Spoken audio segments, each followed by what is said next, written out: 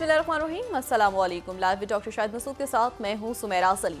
नाज़रीन, निगरान वज़ीर-ए-आज़म अनवारुल हक काकर साहब ने कहा है कि निगरान हुकूमत आम इंतखाबात के पुरअमन इनाकात के लिए पुरअज़्म है। अमन व अमान सबूताश करने की कोशिशें नाकाम बना देंगे, जबकि पाकिस्तान की आवाम कल अपना हक राय दही इस्तेमाल करेंगे। आम इंतखाबात के पुरअमन इनाकात के लिए 6 लाख सिक्योरिटी एहलकार तैनात किए गए हैं, जबकि इलेक्शन कमीशन की जानिब से मुल्क भर में 90,675 पोलिंग स्टेशन कायम किए गए हैं। इसके अलावा भी दीगर मौज़ूआत पर आज हम गुफ्तगू करेंगे। स्टूडियो में हमारे साथ मौजूद हैं डॉक्टर शाहिद मसूद। अस्सलाम वालेकुम डॉक्टर साहब। वालेकुम सलाम जी, आपको डॉक्टर साहब, आम इंतखाबात के हवाले से हम देख रहे हैं कल से काफ़ी तज़िये जो है सामने पेश किए गए हैं, लेकिन आपकी जानिब से जो है कोई वाज़ेह तज़िया नहीं पेश किया गया। तज़िया तो कल सामने आएगा। मैं बताऊं, ये पहली बात तो ये है कि 100 से ज़्यादा सीटें जिसकी आएंगी उसी को हुकूमत बनानी चाहिए। और अगर तो मुस्लिम लीग नून या पीपल्स पार्टी 100 से ज़्यादा सीटें ले आते हैं तो फिर उनकी एक हुकूमत ऐसी बनेगी जिसमें कम इत्तेहादी होंगे और वो हुकूमत। लेकिन जो आज़ाद अरकान हैं उनको आप अंडर एस्टिमेट बिल्कुल भी ना करें कि आज़ाद अरकान अगर 100 से ज़्यादा हो गए तो वो फिर किंग मेकर होंगे। अब वो अपना ग्रुप रखते हैं, किसी के साथ जाते हैं, इत्तेहाद करते हैं। अच्छा, आज़ाद भी हैं और उसमें जो है वो फिर मैं उनको भी इंक्लूड कर रहा हूँ जिनको हम छोटी पार्टियाँ कह के एक साइड पे कर देते हैं, उनका एक एक वोट बड़ा कीमती है। और एक आम जो तासुर है वो तो ये है कि मुस्लिम लीग नून की हुकूमत आ रही है और उनकी तकरीबन सभी लोग ये कह रहे हैं उनकी सीट ज़्यादा होंगी और वो कोई 80, कोई 90, कोई 110, 120 तक बात कर रही सारी। लेकिन यह है कि जो इसमें वेरिएबल है ना, यानी जिस चीज़ के ऊपर कोई इत्तेफाक अभी तक नहीं हो पा रहा, वो है कि तहरीक इंसाफ का वोटर क्या करेगा। अच्छा, आज मेरी उनकी लीगल टीम से मुलाकात हुई तो मेरी तवक्कुआत के बरक्स मेरा ख्याल था कि ये जो गोरख धंधा चल रहा है, ये टेलीफोनों पे और ये होता ना वो निशान पे कन्फ्यूजन और ये वो सारा, तो वो उनमें नहीं था। उनको पता था कि उन्होंने बताया कि जी ये ऐसे है, ऐसे है। वो यहाँ से जल्दी जा रहे थे अपने अपने इलाकों में, अपने अपने जो दूर दराज के इलाके हैं इस्लामाबाद से, कि हम सुबह वोट डालेंगे जाके। अच्छा, यहाँ वहाँ पर जो पॉलिटिकल एक्टिविटी है, पॉलिटिकल एक्टिविटी वो चूँकि पीटीआई की नहीं हो रही, वो हो रही है मुस्लिम लीग नून की। अच्छा, फिर आज जो दहशतगर्दी के वाक़यात पेश आए, हाफिज़ अहमदुल्लाह साहब पे अभी चंद रोज़ पहले ही अटैक हुआ था, आज उन पर अटैक हुआ, वो सलामत रहे, अल्लाह ताला सबको खैरियत से। लेकिन 24 से 26 लोग आज दहशतगर्दी के वाक़यात हुए मुख्तलिफ। तो ये जो है ना, ये अब इसमें वेरिएबल्स बड़े हैं। लेकिन मैंने वही बात बताई कि जो पार्टी 100 से ज़्यादा, अगर मुस्लिम लीग नून 100 से ज़्यादा ले गई तो मुस्लिम लीग नून फिर उस मुस्तहकम पोजीशन पे है जहाँ पे उनको बहुत ज़्यादा इत्तेहादी नहीं चाहिए। एक मजबूत हुकूमत है, 2-3 उनके साथ इत्तेहादी हैं जो पुराने हैं, जिनको वो जानते हैं। नवाज शरीफ साहब ज़ाती तौर पे मरासिम हैं और वो उनके साथ एक मुस्तहकम हुकूमत बनेगी। लेकिन अगर वो बहुत ज़्यादा डिपेंडेंट आज़ाद अरकान के हो गए तो फिर उस सूरत में ये है। अच्छा, आईपीपी भी अगर बहुत ज़्यादा सीटें ले गई तो उनकी डिमांड्स बहुत ज़्यादा होंगी नवाज शरीफ साहब से। तो नवाज शरीफ साहब को अपना, अगर मुस्लिम लीग नून ने आना है तो उनकी अपनी 100 से सीटें ज़्यादा होनी चाहिए मुस्तहकम हुकूमत के लिए। पीपल्स पार्टी ने आना है तो पीपल्स पार्टी की सीटें, आज़ाद अरकान ने आना है तो 100 से ज़्यादा। तो 100 एक ऐसा नंबर है जिसके ऊपर अभी तक वो एक वेरिएबल है कि 100 तक कौन पहुँचता है कल। और हमारा तो बस एक ही मैसेज है कि इसमें सब लोग मैक्सिमम वोट डालें अपना कल, और अपना जो हक राय दही है। आपको मुस्लिम लीग नून पसंद है, आपको पीपल्स पार्टी पसंद है, आपको तहरीक इंसाफ पसंद है, आपको जो है वो जमात इस्लामी पसंद है, एमक्यू जो पार्टी पसंद है, आप समझते हैं कि वो सर्व करेगी, JUIF, तहरीक लब्बैक, आप उन्हें वोट डालें। लेकिन वोट डालें ज़रूर, ठीक है। तो ये बात बड़ी इंपॉर्टेंट है। और दूसरा ये कि एक मुस्तहकम सेटअप आए। मेरी पहले दिन से मैं सिर्फ ये तज़िया दे रहा हूँ कि एक मुस्तहकम सेटअप आए, 100 से ज़्यादा सीटें आएँ और उसमें 110 के करीब आ जाएँ, किसी भी पार्टी की 110 आ जाएँ, 115, 120, तो फिर 169 तक पहुँचना आसान होगा। लेकिन अगर 80 सीटें आ गई, 70 आ गई किसी की, तो फिर वो 100 लोग कहाँ से लेकर आएंगे आप? तो 100 का तो फिर चाहे वो इत्तेहादी हों, यानी जिनको छोटी जमातें कहा जाता है वो हों, या आज़ाद रखें, तो फिर एक बड़ा इशू होगा। तो 100 का नंबर जो क्रॉस कर गया, जो पार्टी क्रॉस कर गई 110 तक पहुंच गई, तो ये इस्तेकाम की तरफ, एक सेटअप इस्तेकाम की तरफ जाएगा। तो असल बात तो ये है कि हुकूमतें तो अपनी जगह, सियासत अपनी जगह, लेकिन मुल्क जो मसाइल हैं, ख़ासतौर पर लोगों के माशी मसाइल जो हैं, जो बिजली, गैस, ये महंगाई, उसके बाद सिक्योरिटी के इश्यूज़, आप देखें ना अभी भी धमाके और ये सारे हैं मुल्क में, बहुत कम हुए हैं, अल्लाह का शुक्र है। 4-5 साल पहले तो बहुत ही बुरे हालात थे जब यहाँ अफ़गानिस्तान में जंग शुरू हुई थी, लेकिन अब भी ये कि वाक़यात हो रहे हैं। तो उसमें यह है कि देखते हैं कि कल शाम तक तज़िया मेरा सिर्फ उसमें यह है कि जो पार्टी 100 से ऊपर ले जाएगी वो एक मुस्तहकम सेटअप बना देगी, और दुआ ये है कि ये बहुत ज़्यादा जो है ना, यानी कि 90-100 की काबीना ना बने, स्मार्ट काबीना बने, 20 हों, 30 हों, 35 हों, 40 हों, जो भी काबीना, लेकिन वो ऐसे हों जो एक डूअर्स हों, मुल्क के लिए जो है वो काम करें ताकि मामलात आगे की तरफ बढ़ें। तो ये दुआ है, ये तज़िया भी है। तज़िया यही है कि बस जो भी हुकूमत मुल्क के लिए अच्छी बने और ये आगे की तरफ जाए, मतलब एक सेटअप है ना, वो गैर यकीनी अब क्या होगा, कैसे होगा, क्या होगा, इससे लोग निकलें, क्योंकि गैर यकीनी की कैफियत जो है ना, उसके नतीजे में मुल्क के बहुत सारे मामलात रुके हुए हैं, मईशत भी, सिक्योरिटी भी, मतलब क्या होगा, क्या होगा, अब क्या होगा, अब क्या होगा, ये इसमें बहुत हमने वक्त अपना ज़ाया किया बतौर कौम। तो अब एक लॉन्ग टर्म एक मंसूबे बने, प्लानिंग किस तरह करना है, एजुकेशन में, हेल्थ में, इसमें उसमें, वो फिर करके फिर आगे निकलें इस फेज़ से। हम ये दायरों के सफ़र में फंसे हुए हैं, और हर कुछ साल के बाद हम पहिया ईजाद करने निकलते हैं कि पहिया ईजाद करेंगे, तो ये इससे हमें निकलना चाहिए। अच्छा, तो एक तो बात है। दूसरी जो बात है कि वो तो इंशाल्लाह मुझे तो पूरी उम्मीद है कि हम इससे क्योंकि ये मैन मेड क्राइसिस है ना अंदर, इससे हम निकलेंगे, तो और हुकूमत एक मुस्तहकम सेटअप बनेगा तो बहुत ही अच्छा मुल्क आगे की तरफ इंशाल्लाह जाएगा। तो अब कौन कितनी सीटें आगे पीछे दाएं बाएं, वो सारे मैं उन पे तो जाना नहीं चाह रहा, लेकिन ये है कि दोस्त अहबाब जो बात कर रहे हैं, तो वो यकीनन वो चूँकि ग्राउंड में गए हैं मुख्तलिफ़ इलाकों में, तो उस हवाले से वो बात कर रहे हैं। तो मैं चूँकि गया नहीं हूँ, और मैं ज़्यादा दूसरे इश्यूज़ पे मेरी नज़र है जो कि मेरे ख्याल से बहुत अहम है इस वक्त, और उनका असर पाकिस्तान पे हो रहा है और होगा। ये पाकिस्तान में इन्वेस्टमेंट्स और ये सारी चीज़ें आप, और मईशत, अगर आप यूक्रेन को और मशरिक़ वस्ता या मगरबी एशिया के हालात को निकाल दें या उनको इंक्लूड ना करें अपनी पूरी डायनामिक्स में, तो ये आपका कोई सेटअप्स और ये जो पॉलिटिक्स का जो अंदर टर्मोइल और लीडरशिप क्राइसिस और ये सारा मज़ीद बढ़ेगा अगर हमने अपने आप को अभी ना थामा बतौर एक रियासत। तो अपने आप को थामना बड़ा ज़रूरी है। देखिए, कल जो है वो रात को सेक्रेटरी ब्लिंकन जो हैं वो सऊदी अरेबिया का दौरा मुकम्मल करके कतर पहुंच गए थे, और कतर में उनकी फिर जो है वो एक उन्होंने प्रेस कॉन्फ्रेंस की कतर के बड़े अरसे बाद। सेक्रेटरी ब्लिंकन ने इस मौके पे, जो कि एक बड़ा जिसे आप कहें कि एक टर्मोइल है कि जी क्या होगा, गज़ा में क्या होगा, ये कोई मुआहदा हो रहा है, नहीं हो रहा, जंग बंदी का कोई, तो उन्होंने एक प्रेस कॉन्फ्रेंस की, और वो प्रेस कॉन्फ्रेंस जो है वो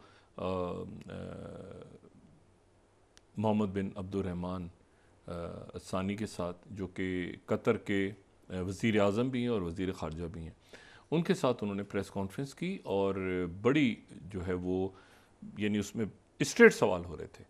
लेकिन उस प्रेस कॉन्फ्रेंस का अगर आप एलामिया देखें, यानी उसके बाद जो उसका पूरा एक स्टेटमेंट आई है हमारे सामने, secretary Blinken and Qatari prime minister and minister of foreign affairs Mohammed bin Abdulrahman Thani joint press availability. अच्छा, इसमें जो ओपनिंग रिमार्क्स थे उनके, यानी जो कतर के जो वज़ीर आज़म, और अच्छा ये आपको पता है ना, ये वही हैं जिन्होंने पूरा रोल प्ले किया है, पेरिस के अंदर ये थे, ये पहले दिन से ये फ़ाल हैं इस इसराइली जहारियत को रोकने का कोई रास्ता निकले। तो इन्होंने जब गुफ्तगू का आगाज़ किया, तो अगर हम उसका देखें जो हमारे पास रीड आउट है, तो उसमें जो है वो उन्होंने कहा कि I am please to welcome his excellency secretary of state Anthony Blinken in Doha. बहुत मीटिंग्स हुई हमारी पिछले हफ्तों में। आपको पता है ना, ये अमेरिका चले गए थे, पेरिस से ही अमेरिका चले गए थे, वहाँ पर इनकी मीटिंग हुई थी, अटलांटिक काउंसिल में इन्होंने खिताब किया, तो फिर ये वापस आए। फिर उन्होंने कहा, first I would like to inform the media that we have received a reply from Hamas with regards to the general framework of the agreement with regards to hostages. यानी हमें एक मुस्बत जवाब मिला है हमास की तरफ से यरगमालियों के हवाले से। आगे फिर वो कहते हैं कि the reply include some comments but in general it is positive. यानी हमास ने जो हमें जवाब दिया है वो मुस्बत जवाब दिया है। किस चीज़ का जवाब दिया है? वो जो एक मुआहदा पेरिस में साइन हुआ था। और फिर उसके बाद वो आगे कहते हैं कि गिवन सेंसिटिविटी सर्कमस्टांसेस, हम इसकी डिटेल्स नहीं बताएंगे, लेकिन फिर वो आगे बात इसमें जब करते हैं तो वो कहते हैं कि therefore we call the international community to assume responsibility and call for a ceasefire. अच्छा, ये ceasefire, it is a high time for international community decision to a ceasefire. अब यहाँ जो लफ्ज़ इस्तेमाल हो रहा है वो लफ्ज़ इस्तेमाल हो रहा है ceasefire का। इसके बाद यानी थोड़ा सा आगे चल के, अगर हम हमारी स्लाइड से आ रहे हैं तो ठीक है, वरना हम इसको वो जो नुक्ता है ना ceasefire का, तो ये इन्होंने लफ्ज़ जो है वो इस्तेमाल किया कि ceasefire, ठीक है। अच्छा, फिर इसमें जो है ये इसके बाद वाले पैरा में नीचे अगर आप देखें तो ये आपको ceasefire का इसमें लफ्ज़ नज़र आएगा। अच्छा, एनीवे, बहरहाल, तो अब वो कहते हैं कि 20,000 से ज़्यादा इसमें जो है वो इंसानी जानें चली गई हैं और यहाँ पे जंगबंदी होना ज़रूरी है, ceasefire होना ज़रूरी है। अच्छा, इसके बाद अब ये हुआ कि सेक्रेटरी ब्लिंकन जो हैं वो यहाँ पर आप देखें लफ्ज़ ceasefire आ रहा है। Therefore we call the international community assume responsibility and call for ceasefire। अब ये जो बात कतर के वज़ीर आज़म कर रहे हैं, वज़ीर ख़ारजा कर रहे हैं, तो एंथनी ब्लिंकन साथ खड़े हैं। ये प्रेस कॉन्फ्रेंस के पॉइंट्स हैं जब ceasefire की बात हो रही है, ह्यूमैनिटेरियन पॉज और इस तरह की कोई बात नहीं हो रही, ceasefire की बात हो रही है, सेक्रेटरी ब्लिंकन साथ खड़े हैं। उसके बाद ये हुआ कि सेक्रेटरी ब्लिंकन जो है वो रात को ही चले गए इसराइल, और अब इस वक्त तक वहाँ पे इसराइल में वो हैं, और ये बात हो रही है कि शायद नेतन्याहू यरूशलेम में प्रेस कॉन्फ्रेंस करें, तल अवीव में नहीं। 7 अक्टूबर के बाद से वो यरूशलेम नहीं गए, तल अवीव में उन्होंने यरूशलेम में कोई प्रेस कॉन्फ्रेंस वगैरह नहीं की। तो ये इसराइल में बात हो रही है कि शायद वो प्रेस कॉन्फ्रेंस करें। ये भी हो सकता है कि प्रेस कॉन्फ्रेंस ना करें और वो चले जाएं वापस, सेक्रेटरी ब्लिंकन। अच्छा, लेकिन यहाँ से जाने के बाद कोई एलामिया तो जारी होगा। अगर प्रेस कॉन्फ्रेंस वो नहीं करते सेक्रेटरी ब्लिंकन, या वो एक ऐलान नहीं करते कि मुआहदा तय पा गया और किस तरह से होगा, कब होगा, कैसे होगा, तो उस सूरत में मिस्र से इतलात आ रही हैं कि कल मिस्र में दोबारा सुबह या रात से मुख्तलिफ वफूद पहुँचेंगे और मिस्र में मुज़ाकरात फिर शुरू होंगे दोबारा। अच्छा, तो ये, लेकिन सेक्रेटरी ब्लिंकन की मौजूदगी में अगर ये ऐलान नहीं हुआ तो फिर ये मामला पीछे ख़राब होंगे। ये मेरी राय है कि ये अगर सेक्रेटरी ब्लिंकन इसको अनाउंस नहीं करवा के गए और ये मुज़ाकरात ही चलने हैं, तो फिर वो सेक्रेटरी ब्लिंकन की आमद का कोई मकसद नहीं है।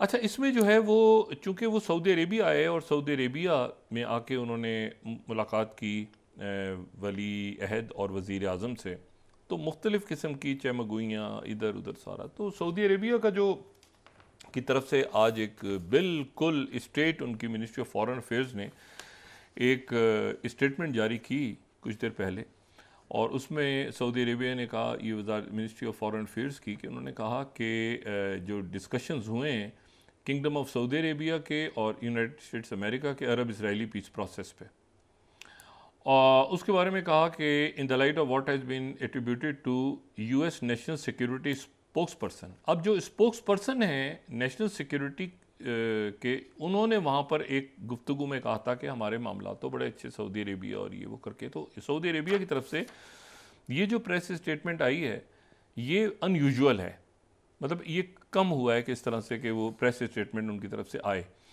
अच्छा, इसमें वो कहते हैं कि जो steadfast on the Palestinian issue and necessity that the brotherly Palestinian people obtain their legitimate rights। और फिर उसके बाद the kingdom has communicated its firm position to US administration. पहले तो इन्होंने कहा कि ये जो US national security spokesperson के बयान की वजह से उभाम पैदा हुआ है, तो ये हम वजाहत कर रहे हैं इस बात की। Kingdom has communicated its firm position to the US administration that there will be no diplomatic relations with Israel unless an independent Palestinian state is recognized on 1967 borders with East Jerusalem as its capital, and the Israeli aggression on Gaza Strip stops and all Israeli occupation forces withdraw from Gaza borders. ठीक है।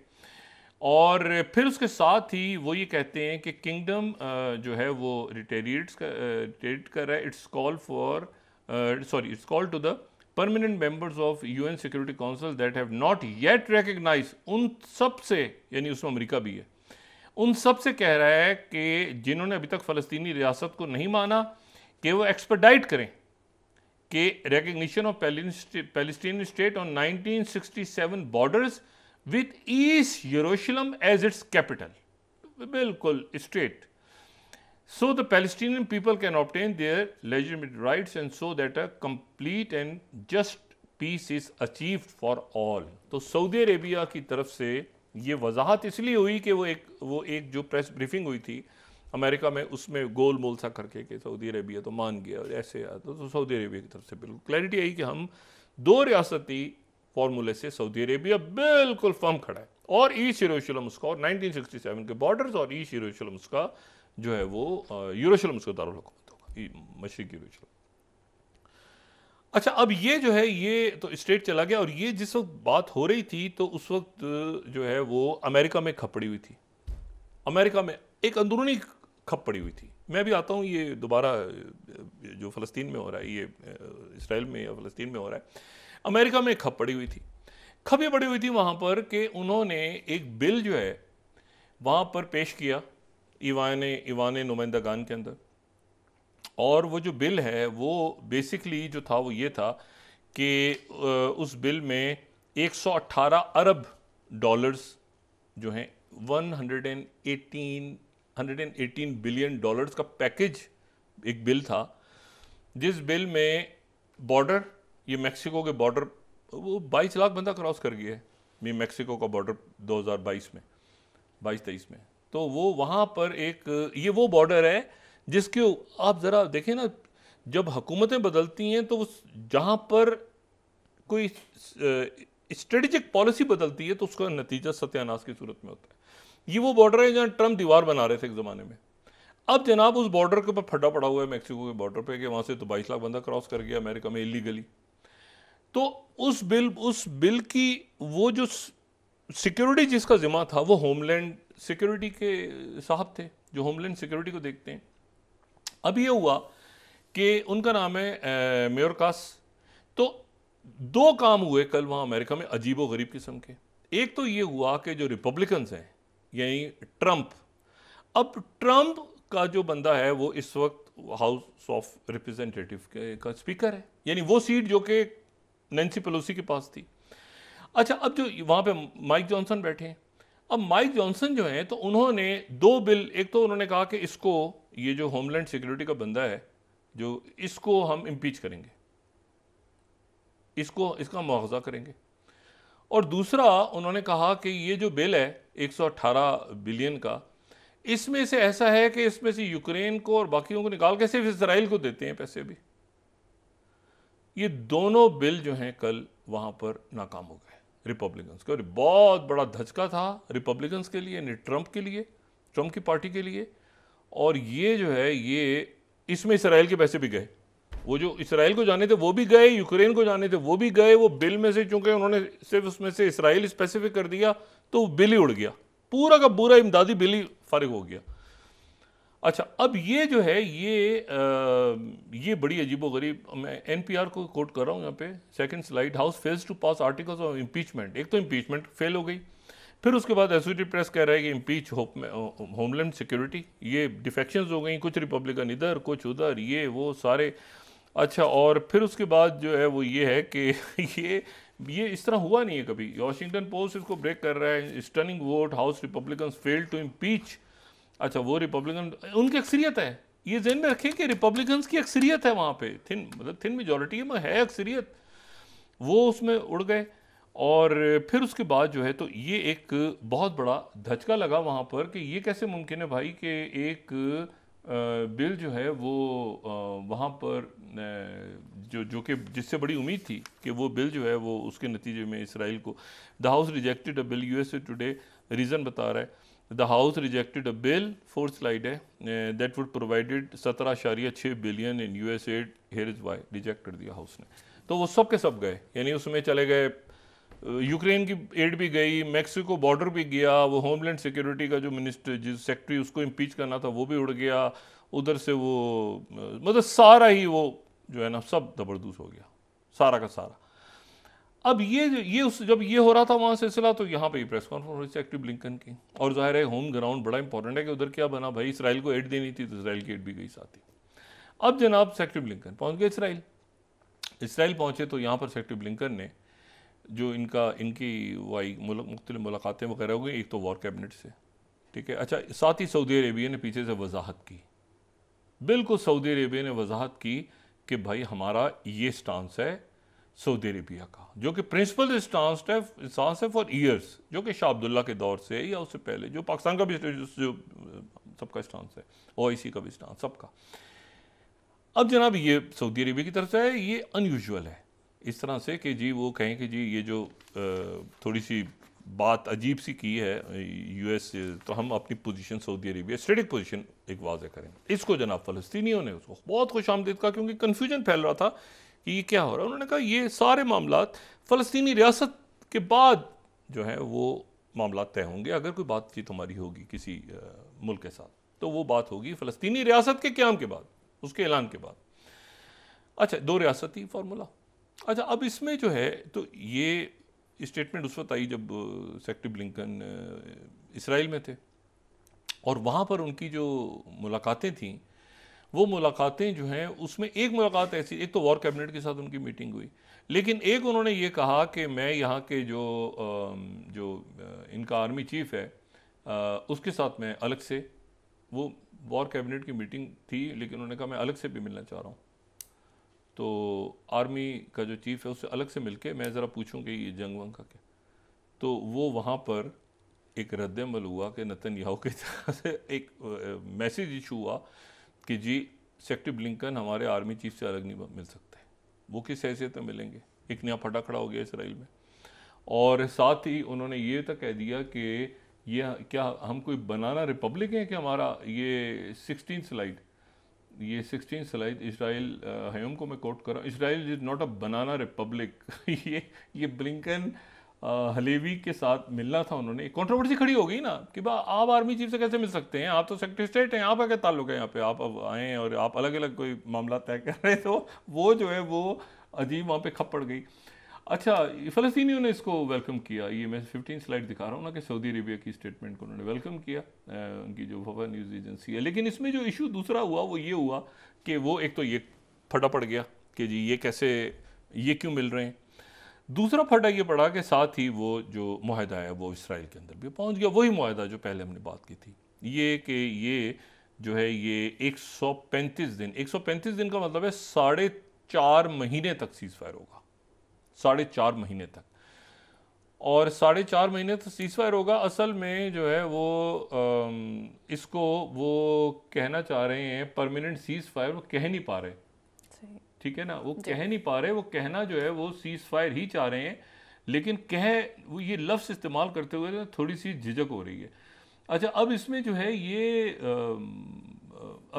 अब ये दोबारा Israel 24 break कर रहा है, 14 slide. अब मुझे नहीं पता कि ये meeting Blinken to meet IDF chief Halevi in private despite initial rebuff. अब पता नहीं मुलाकात हो रही है अलग से कि नहीं हो रही, मेरा ख्याल है कि शायद ना हो, सेक्रेटरी ब्लिंकन खुद भी अवॉइड करें क्योंकि फटा ज़्यादा बढ़ गया है कि प्राइवेट मीटिंग उनके साथ ना हो। एनीवे अच्छा उसके बाद ये हुआ कि ये जो है ये वही थी, ये वही बात जो हम पहले भी कह चुके हैं कि इसमें 4.5 महीने की जो है वो इसमें जंगबंदी होगी। इसराइल अपनी फ़ौजें वापस बुलवाएगा पूरे इलाके से, उस इलाके में इस्लामी फ़ौज, मुल्कों की फ़ौज या OIC की फ़ौज वहाँ पहुँचेगी। अक़वाम मुत्तहिदा और उसका जो ज़ैली इदारा, जिसके ऊपर पिछले दिनों इल्ज़ाम लगाया कि उसमें कुछ लोग ऐसे थे जो मुलविस थे कुछ दहशतगर्दी की कार्रवाई में, वही निगरानी करेगा सारी। इस दौरान जो है वो 45 दिन के 3 अदवार होंगे। यानी ये जो 135 दिन की जंगबंदी है, इसके 3 अदवार होंगे 45 दिन के। अब उसमें पहले कौन रिलीज़ होते हैं, कितने लोग, उसमें शायद ख़वातीन पहले रिलीज़ हों या जिनकी उम्र ज़्यादा है वो रिलीज़ होंगे, डिटेल्स हैं कंप्लीट। और जंगबंदी हो जाएगी मुकम्मल, फ़ज़ाई भी ज़मीनी भी मुकम्मल तौर पे हो जाएगी। और हमास की तरफ से कहा गया कि इसराइल की फ़ौज निकल जाए, यहाँ से इसराइल की फ़ौज निकल जाए। इसराइल का कहना ये कि हमारी फ़ौज रहेगी, इमदाद वगैरह आप आने दें, लेकिन इसके ऊपर इसराइल का बिल्कुल क्लैरिटी के साथ है कि ये यहाँ से इसराइल की फ़ौज निकले। अच्छा, और इसी दौरान फिर 50,000 एक हफ़्ते में, फिर 50,000, फिर 50,000 खेमे और कुछ 30,000 के करीब फौरी तौर पे जो कि छोटे तैयार घर हैं, वो इजिप्ट में और अबू धाबी में और यहाँ पे तैयार हैं कि फ़ौरी तौर पे जैसे सीज़ फायर हो कतर में, ये फ़ौरी तौर पे वहाँ पे पहुँच जाएंगे और एकदम एड सारी शुरू हो जाएगी। जितने ज़ख्मी हैं, जितने गज़ा में यतीम बच्चे हैं, ज़ख्मी लोग हैं, सारे उनको बड़ी तादाद में मुख्तलिफ़ मुल्कों के हॉस्पिटल्स के अंदर अरेंजमेंट्स हो रही हैं। और ये अरेंजमेंट्स जो हैं ये टर्की में भी हो रहे हैं। अच्छा, एक कमाल की बात थी, इसका गारंटर कौन है इस मुआहदे का? ये बड़ी अजीब सी बात है। इसका गारंटर अमेरिका नहीं है,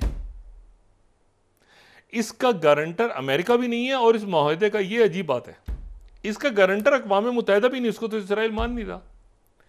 इसके गारंटर के तौर पे 2 मुल्क हैं, एक का नाम है तुर्की, नेटो, और दूसरा है रशिया। चाइना नहीं, रशिया और टर्की इस मुआहदे के गारंटर्स हैं। यानी ये एक होता है ना पूरे मुआहदे का कोई गारंटर होता है ना पीछे बैठ के कि एक एक शिक पे अमल होगा, जो असल बात सामने अभी तक नहीं है। इस मुआहदे के गारंटर्स टर्की और रशिया हैं। रशिया और टर्की कितने मामलात पे एक दूसरे के आमने सामने खड़े हैं, लेकिन आप ये देखें कि टर्की और रशिया जो हैं वो इस मुआहदे के गारंटर्स हैं कि इसकी एक एक शिक पे अमल होगा। अब रशिया को आपने कह दिया तो चाइना आ गया, लेकिन चाइना जो है वो जाहिर है कि पीछे रह के वो इन फड्डों शड्डों में ज़्यादा रशिया पड़ा हुआ है इस वक्त, तो रशिया गारंटर है।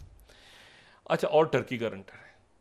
टर्की के इसराइल के साथ आपको पता है ना जिससे उनके ताल्लुक है, सफारती ताल्लुकात अपनी जगह हैं, सफारती ताल्लुकात भी हैं, लेकिन वो फ़लस्तीन के ऊपर बड़ा ज़बरदस्त स्टांस लिया हुआ है उन्होंने, वो गारंटर है। अरब मुल्क मीडिएट करवा रहे हैं, आप ज़रा कमाल देखें, और अमेरिका जो है वो ऐलान करवाने के लिए पहुंचा हुआ है। लेकिन अच्छा, एनीवे, तो अब ये है कि ये पहले मरहले में, ये दूसरे मरहले में फिर ये चलते चलते आगे 67 के बॉर्डर्स पर आ गए सऊदी अरब, 1967 के बॉर्डर्स पे। ये बड़ी एक तकलीफ दे पोजीशन है। सऊदी अरब ने स्ट्रेट बयान दे दिया है, कतर ने, सऊदी अरेबिया, इजिप्ट, मतलब पूरी दुनिया खड़ी है। और वो बरतानिया तो यहाँ तक कह चुका है कि भाई हम पहले ये सीज़ फायर होते ही हम मान लेंगे, हम कोई लंबा चौड़ा इंतजार भी नहीं करेंगे। कई यूरोप के मुल्क तैयार बैठे हैं। अब मसला ये है कि ये बात वो नेतन्याहू से कैसे कहें कि आप प्रेस कॉन्फ्रेंस करें। वो इसराइल में एक बात हो रही है कि नेतन्याहू अकेले प्रेस कॉन्फ्रेंस करेंगे, एक बात हो रही है कि करेंगे नहीं, एक बात हो रही है कि वो सेक्रेटरी ब्लिंकन करेंगे। भाई मसला ये है कि अब बिल्ली के गले में घंटी कौन बांधेगा। उसकी वजह ये कि नेतन्याहू, ये टर्की ने कमाल किया है, टर्की ने दिल्ली सभाने का है ये 18 स्लाइड, वो कह रहे हैं टर्की, अब टर्की भी तो देखे ना एक कमाल का मुल्क है ना, उन्होंने कहा है कि नेतन्याहू जो है ये अपनी वॉर कैबिनेट से चुपके चुपके ये पूरे डील तय कर चुका है अमेरिका के साथ। उसको समझ नहीं आ रही कि वो बाईपास करके अपनी वॉर कैबिनेट को ये मीडिएट करके मान चुका है सारी शराइत। अब इसे समझ नहीं आ रहा कि ये अपने लोगों को और वॉर कैबिनेट को कैसे बताए, ये सारी बातें मान चुका है। तो अब मसला ये है कि अब ये एक बड़ी एक इंटरेस्टिंग बात है, हम तो इंतज़ार कर रहे हैं कि नेतन्याहू क्या ऐलान करता है, अमेरिका क्या ऐलान करता है इसके ऊपर। तो ये अब आज मेरे ख्याल से काफ़ी दिन गुजर गया रात को ही पहुंच गए थे वो इसराइल, आज उनको वापस 48 घंटे में जाना था सेक्रेटरी ब्लिंकन, लेकिन मगरबी किनारे का भी दौरा करना है उन्होंने। मगरबी किनारे वो उसी सूरत में जाएंगे ना जब कोई अच्छी खबर होगी नेतन्याहू की तरफ से, फिर ही जाएंगे ना वहाँ पे, फ़लस्तीनी जो मकबूजा इलाके हैं वहाँ पे। तो अगर वो दौरे का चौथा जो हिस्सा है, 4 जगह भी जाना था उन्होंने, वो तो मगरबी किनारे भी जाना, तो मगरबी किनारे उससे जाएंगे ना जब ऐलान हो जाएगा यहाँ से जी, या वो जाके वहाँ पे महमूद अब्बास के साथ खड़े होकर तो ऐलान नहीं करेंगे। तो ये अभी देखते हैं कि रात तक क्या होता है। ठीक हो गया, ब्रेक के बाद डिस्कस करते हैं। नाज़रीन वापस आते हैं छोटे से ब्रेक के बाद।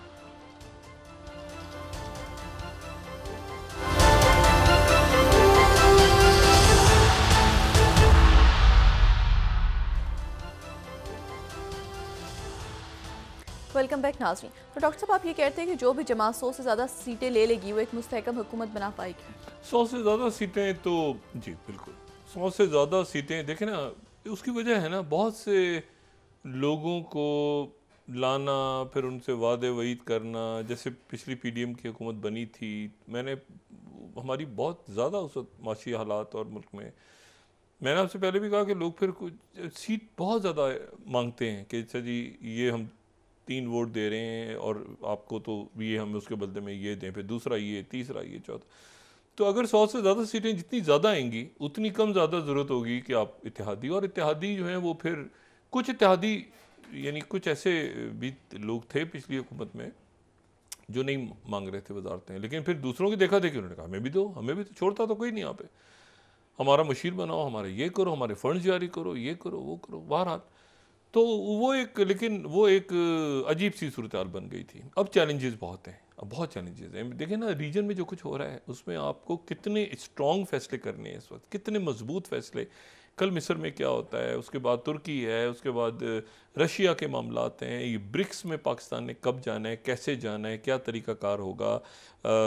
ये जो बहर अहमर के अंदर लॉ एंड ऑर्डर की मतलब एक पूरी दुनिया एक टर्मोइल में है, तो उसमें यह है कि ये मामलात इनको कहीं पर रोकना ज़रूरी है, और जो रियल इश्यूज़ हैं उस मुल्क के वो बड़े इंपॉर्टेंट हैं और वो ज़ाहिर है लीडरशिप से वाबस्ता हैं। तो और डूअर्स का होना ज़रूरी है, जो काम करें, मतलब काम करके दिखाएं, मतलब ऐसे बैठे बैठे तो नहीं कि बैठे हुए आराम से तो कुछ भी नहीं, काम करें। डूअर्स की ज़रूरत है इस वक्त बहुत ज़्यादा।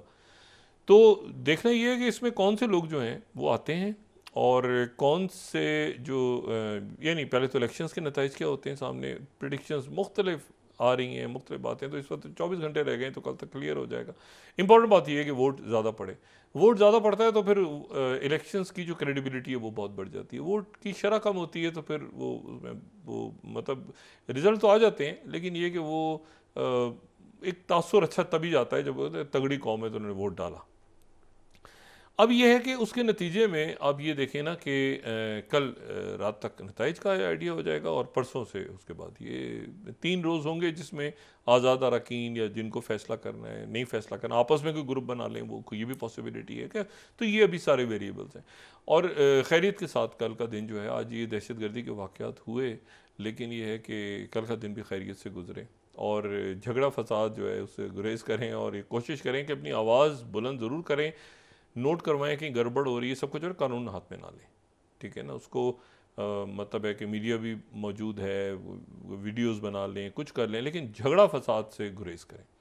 उसके नतीजे में तो मामला फिर ख़राब हो जाएंगे, वो किसी के फ़ायदे में नहीं जाएंगे। और ना मेरे ख्याल से सिक्योरिटी फोर्सेस जितनी अलर्ट हैं इस वक्त, पुलिस जितनी अलर्ट है, वो इजाज़त देगी इन बातों की। असल बात यह है कि वोट की ताकत को कल देखना है कि कैसे लोग उसको आजमाते हैं, और एक स्टेबल सेटअप, स्टेबल गवर्नमेंट, और फिर तेज़ी के साथ फैसले खारजा महाज पे, मईशत, आवाम को एकदम से ज़ाहिर है कि दरख्तों से तो रुपया तोड़ के नहीं देंगे आप, लेकिन लोगों को पता चले कि यार अच्छा अखराजात कम हो रहे हैं, अच्छा ये मतलब लोग फिर कहते हैं कि ठीक है यार मुल्क के लिए इश्यूज़ हैं ना, फिर निकलते हैं उससे बाहर हम। लेकिन ये है कि अगर वो एलीट कैप्चर जारी रहता है तो फिर लोगों को मायूसी फैलेगी। तो ये दुआ है कि एक स्टेबल गवर्नमेंट कल सेटअप आए, और वो ऐसा जो कि कुछ डिलीवर करे, कोई बाकायदा जो है ना, माजी से निकल के आगे की तरफ हम देखेंगे ज़रा कि मामलात क्या हैं मुल्क के इस वक्त, और डिस्टेबलाइजेशन मुल्क को मुल्क मुतामिल नहीं हो सकता, और ना होगी इंशाल्लाह। अच्छा, अब सूरत हाल ये है कि ये सेक्रेटरी देखिए ना, अमेरिका इस वक्त कहाँ अजीब सूरत हाल है। यानी अगर वो यहाँ से जाते हैं, ये सीज़फायर का ना ऐलान जो है वो, ये सीज़फायर नहीं करते तो हुतीज़ नहीं करेंगे, हुतीज़ नहीं करेंगे तो ये जो सीरिया और इराक में मौजूद बाकी फोर्सेज नहीं करेंगी। ईरान, सऊदी अरेबिया और बाकी मुल्कों के सवाल ही पैदा नहीं होता कि आपस में उनके इख्तलाफात पैदा हों। ये पॉसिबल ही नहीं है कि ज़्यादा अरसे तक आप सैयद हसन नसरुल्लाह को रोकें, हिजबुल्लाह को रोकें। उनका मामला बिल्कुल अलग है, ये गज़ा के मामले से उनका मामला बिल्कुल अलग है। लेबनान का, लेबनान में इसराइल की फ़ौज घुस गई थी और जब बाहर निकली तो पूरी नहीं निकली, वो एक जगह उन्होंने अपने पास रखी हुई है जिसके ऊपर सरहदी तनाज़ा है। वो जब एंटर हुई थी तो बॉर्डर कुछ और था, जब बाहर निकली तो वो बॉर्डर कुछ और है। तो ये जब 82 में जब इन्वेजन इन्होंने की थी और बाहर झोंका था ना, मतलब इतने फौजी मर गए वहाँ, कभी बैरिक्स पे अटैक्स हो रहे हैं कुछ, और बाहर निकले, उसके बाहर निकलने के बाद वो मुतनाज़ रहेगी जगह, वहाँ अक़वाम मुत्तहिदा की चौकी हैं, ये वो, तो उसको संभालना है और वहाँ पे लड़ाई हो रही है। तो एक मुआहदा तो ये वाला तय होगा, एक इससे तो पीछे हट गए ना वो। इसके ऊपर इजिप्ट के साथ भी तो इन्होंने पकड़ डाली हुई थी ना कि ये जो सलाउद्दीन कॉरिडोर, ये जो फिलडेल्फी कॉरिडोर, इसको भी हम लेंगे, इसको भी हम लेंगे। पहले तो किसी और फजाओं में घूम रहे थे ना। अब इन्होंने जनाब अभी थोड़ी देर पहले ये जनाब टाइम्स ऑफ इसराइल ने 8th slide, while US won't say it won't cease fire, जुबान से नहीं कहेगा अमेरिका के सीज फायर चाहता है, लेकिन असल में वो ह्यूमैनिटेरियन पॉज को मुस्तकिल बनाना चाहता है। मतलब अब देखें ना, वहाँ टुक टुक शुरू हो गई कि भाई ये तो सीज फायर, ये तो अल्फाज का खेल है। अमेरिका जो है वो तो असल में सीज फायर जाता, कहता है थोड़े दिन के लिए आप पॉज कर लें 135 दिन तक या 4.5 महीने, फिर उसके बाद वो मुस्तकिल सीज फायर का ही मैसेज दे रहे हैं। और ये जो है ये अब मामला ज़रा हमास तो एक लंबे सीज फायर से कम पे तैयार नहीं हो रही। लंबा सीज फायर और सीज फायर की मॉनिटरिंग, यानी सीज फायर की, देखें इस वक्त सीज फायर का किसी किस्म का कोई फ़ायदा नहीं है, सवा इसके कि इंसानी जानें बच जाएंगी कुछ जो वहाँ लोग रह गए। असल मसला ये कि जाने गई किस लिए, ये जाने गई हैं फ़लस्तीनी रियासत के क़याम के। तो अगला मरहला, अब अगर सऊदी अरेबिया बाकी मुल्क नहीं मानते इसराइल को, बाकी हिजबुल्लाह के साथ तो नहीं मुआहदा हो रहा, ये तो फ़लस्तीनी रियासत का तय करते हैं, तो फिर हिजबुल्लाह रुकेगी, फिर उसके बाद यह हुती इसको आप कहेंगे कि भाई ये हो गया एग्रीमेंट। हमास वहाँ से ऐलान करेगी ना कि रोक दो, मुज़ाकरात हमारे कामयाब हो गए, और सेक्रेटरी ब्लिंकन कहेंगे कि मुज़ाकरात कामयाब हो गए, और इसराइल कहेगा कि मान, फिर ये एक प्रॉपर जंगबंदी की तरफ दुनिया बढ़ेगी। लेकिन ऐसे तो नहीं होगा ना कि वो हमास कह दे कि अच्छा सीज़फायर, तो उधर इसराइल बमबारियाँ कर रहा है। तो ये अब अगले 24-48 घंटों में ये तय होना है कि क्या वाकई वो तारीख साज घड़ी आ गई है कि जिसमें एक मुकम्मल जंगबंदी के बाद, अच्छा उसके बाद ये तंजीमें सारा अपना अपना असला फेंकेंगी। ये भी तो बात है ना, डीमिलिटराइजेशन होगी, ये एक उनकी दोबारा रिहेबिलिटेशन होगी, कई साल लगेंगे इसमें, लेकिन प्रोसेस शुरू हो जाएगा। सवाल ये है कि क्या सेक्रेटरी ब्लिंकन इस वक्त जो है वो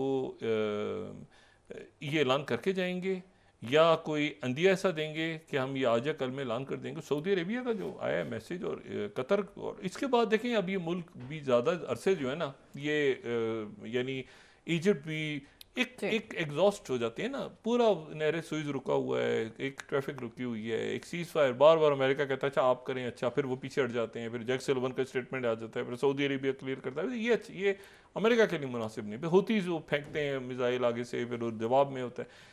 ये जंग बढ़ने से अगर रीजनल या इसका लिंक तो बन गया ना यूक्रेन के साथ ऑलरेडी, अगर रशिया गारंटर के तौर पे आ रहा है टर्की, तो इसका मतलब है कि इसके तो, और ये जो LNG का मामला और बाकी यूरोप के लिए जो एनर्जी का क्राइसिस पैदा हो रहा है, ये मामला ख़राब होंगे। तो दुआ है इस बात की कि ये सीज़ फायर का ऐलान हो, ये मामला आगे बढ़ें, मुज़ाकरात की तरफ टेबल पे बैठें लोग, वहाँ से ज़ख्मी और यरगमाली भी छोड़े जाएँ, और उसके साथ कैदी भी रहा हों जेलों में जो सियासी कैदी हैं, और ये मामला आगे बढ़ें जिन पे हमास राज़ी हो गया है। लेकिन अब नेतन्याहू, तुर्की कह रहा है कि नेतन्याहू ने चुपके सारे मामला तय कर लिए हैं अपनी वॉर कैबिनेट को बताए बगैर। वॉर कैबिनेट में कुछ चुनने का के बैठे हैं, उनको नहीं पता क्या कर रहा है मोसाद का चीफ और शिन बेत का चीफ। अब आप साइन करके आए हैं पेरिस में डॉक्यूमेंट, तो आप आके कैसे कह सकते हैं कि जी हमें तो पता ही कुछ नहीं, हमें अमेरिका प्रेशर डाल रहा है। भाई आपने तय की है। और दूसरी जो बात है वो ये कि नवाफ सलाम जो है उनका ताल्लुक है लेबनान से, वो बैनुल अक़वामी अदालत इंसाफ, ये जहाँ पर जेनोसाइड का केस चल रहा है, उसके सदर मुंतखब हो गए हैं। उनका ताल्लुक जो है वो लेबनान से है। जी बहुत शुक्रिया लेबनान के जी बहुत शुक्रिया डॉक्टर साहब। नाज़रीन, इसके साथ ही आज का प्रोग्राम इख्तिताम को पहुँचा। मुझे सुमैरा सलीम को दीजिए इजाज़त। अल्लाह निगहबान। जी डॉक्टर साहब, अपने दूसरे रिश्तेदारों गिरदनवाह के लोगों का सब ख्याल रखिएगा। अल्लाह हाफ़िज़।